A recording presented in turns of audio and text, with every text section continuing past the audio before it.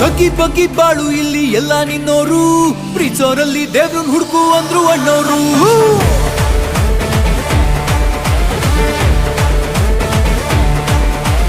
ಎಲ್ಲಾರ್ಗೂನು ಒಂದೊಂದ್ ಟ್ಯಾಲೆಂಟ್ ಕೊಟ್ಟಿರ್ತಾನ್ ದೇವ್ರು, ಅದನ್ ತಿಳಿದು ನುಗ್ಗಿ ನೋಡು ನಿಂದೆ ದರ್ಬಾರು.